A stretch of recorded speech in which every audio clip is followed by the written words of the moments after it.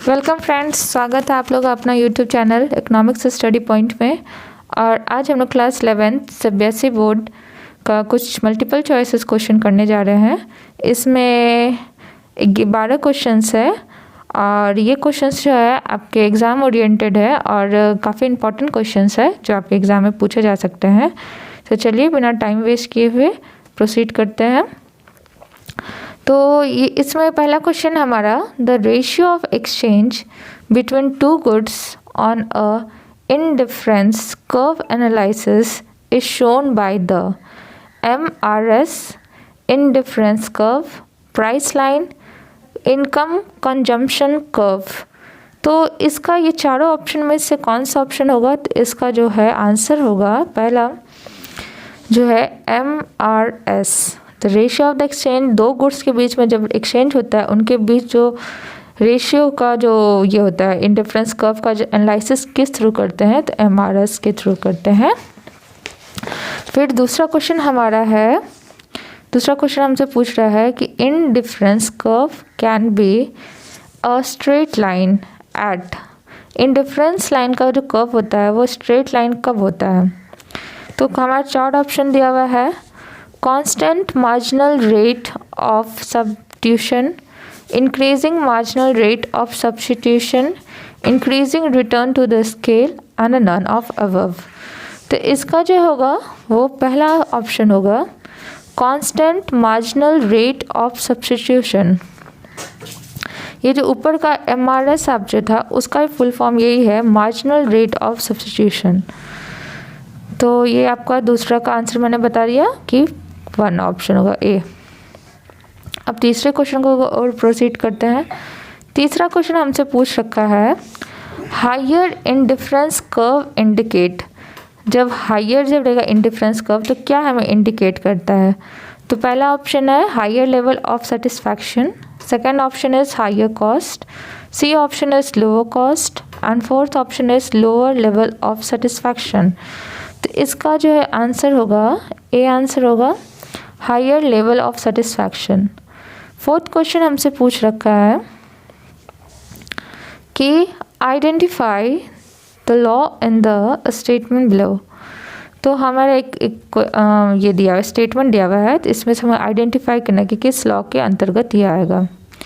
तो ये जो स्टेटमेंट है, a consumer with a given income allocates his expenditure among the commodities so that last rupee spent on each brings equal marginal utility। तो ये किस law के तहत आएगा? तो पहला लॉ है law of diminishing marginal utility, second B जो ऑप्शन है उसमें law of equi marginal utility, C option is law of diminishing MRS and D option is none of the above. तो आपका इसका आंसर होगा B, law of equi marginal utility. Fifth question is a rational consumer prefers A, एक product है उसमें 10 और 6 दिया हुआ है ओवर, फिर बी एक प्रोडक्ट है इसका 8 एंड 4 दो दिया हुआ है। तो इसके पूछ रहा है what kind of which kind of preference is this, ये किस तरह का प्रेफरेंस है? कंज्यूमर प्रेफर्स कमोडिटी ए और ये बी दो दिया हुआ है, तो किस तरह का प्रेफरेंस है? तो पहला ऑप्शन है strictly preferred bundle, B option is weakly preferred bundle, C option is indifferent bundle and fourth is none of above. तो इसका जो आंसर होगा ए ऑप्शन होगा strictly preferred bundle। Sixth question is the points outside the budget line of two goods X and Y are। तो ये question पूछ रखा है हमारा कि बजट लाइन जो दो गुड्स के बीच में है वो आउटसाइड X एंड Y, तो क्या है? Unavailable points A option, B option unattended points, C question is unattainable points and D is all of the above। तो 6 का आंसर होगा B, unattainable points। After then 7 question is, if the income of Mr. A increases then his budget line of two goods X and Y will be। तो आपसे पूछ रहा है कि ये जो है मिस्टर ए का जो इनकम है वो इंक्रीज़ कर रहा है, तो उनका जो बजट लाइन है दो गुड्स जो उन्होंने ले रखा है एक्स एंड वाई, वो क्या होगा। तो पहला ऑप्शन है shift rightward, B is shift inward, C is no change and D is positively sloped. तो इसका आंसर होगा ए शिफ्ट राइटवर्ड। ये क्यों होगा, क्योंकि देखिए इसका आपको हिंट भी दे रखा है, due to increase in income purchasing power of the consumer will increase, as a result his budget line will shift rightward. क्या होता है कि जिस तरह से इनकम इंक्रीज करता है तो कंज्यूमर का परचेजिंग पावर इंक्रीज करता है, और इस तरह से उनका जो बजट लाइन होता है वो राइटवर्ड की तरफ शिफ्ट कर जाता है। एक क्वेश्चन हमसे 8 नंबर जो क्वेश्चन है हमारा, इसमें पूछा है which refers to a set of combinations of two goods that offer the same level of satisfaction to a consumer।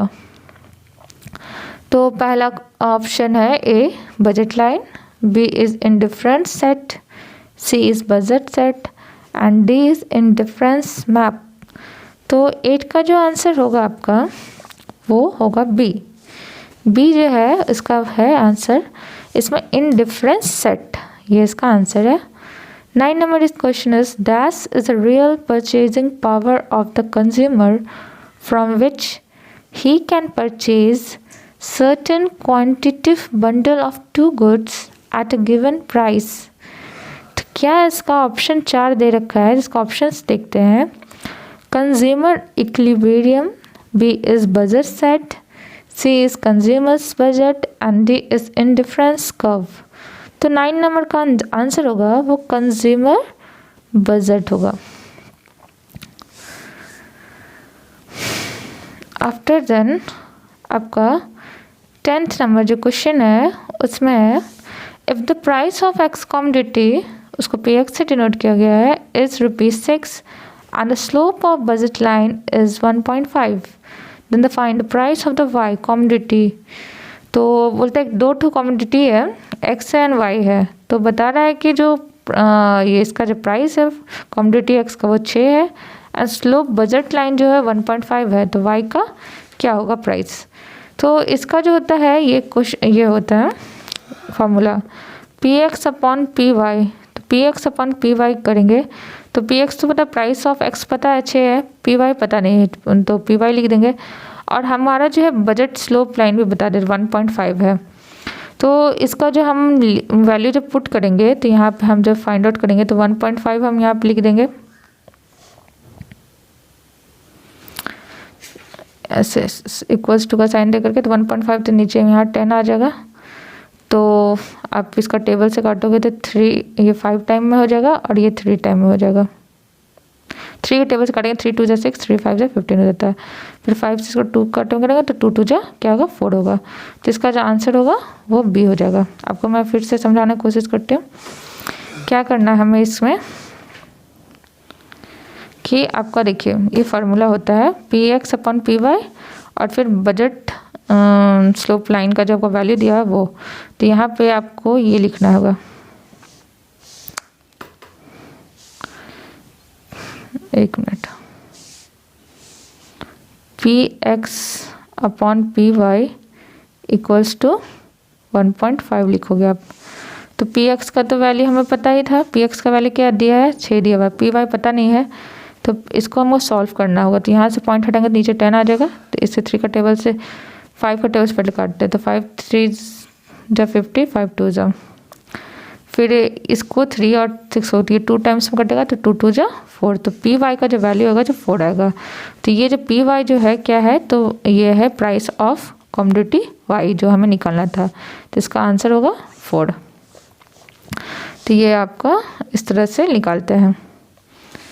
फिर 11th नंबर जो क्वेश्चन है indifference curve is downward sloping from left to right since more good X and less good Y given. तो इससे आपको क्या पता चल रहा है, तो इससे पूछ रहा है, पहला ऑप्शन है less satisfaction, maximum satisfaction, equal satisfaction, क्या मोर सेटिस्फैक्शन। तो 11th का जो आंसर होगा वो सी होगा, इक्वल सेटिस्फैक्शन। क्योंकि क्या हो रहा है कि इसमें कि डाउनवर्ड स्लोपिंग हो रहा है लेफ़्ट टू राइट, और क्या हो रहा है कि more good of X and less good of Y, तो वो क्या कर रहा है कि इक्वली सेटिस्फाई कर रहा है। यहाँ पर आपको हिंट में लिख रखा है indifference curve is a curve showing different combination of two goods, each combination offering the same level of satisfaction. तो ये इंडिफरेंस कर्व जो आपको बता रखा है। 12th नंबर क्वेश्चन है, according to indifference curve approach a consumer attains equilibrium at the point where, तो consumer कब अटेंड करेगा इक्विलिब्रियम पॉइंट, किस वक्त उसको अटेंड करेगा, तो वो क्वेश्चन आपको दे रखा है। क्वेश्चन है इसका ये जो फॉर्मूला है वो, तो ये आपको चार्ट फॉर्मूला है, तो इसका जो आंसर होगा 12 का वो ए होगा।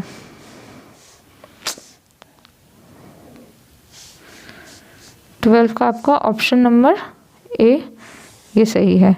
यही ये आपका जो X Y equals to price of X and price of Y, ये आप जब कर दोगे तो यही है जब क्या होगा कि कंज्यूमर जो इक्विलिब्रियम पोजीशन पे आ जाएगा ये। तो होप सो आपको वीडियो पसंद आया हो, अगर पसंद आया तो लाइक करें और ज़्यादा से ज़्यादा लोग तो शेयर करें। Thank you for watching.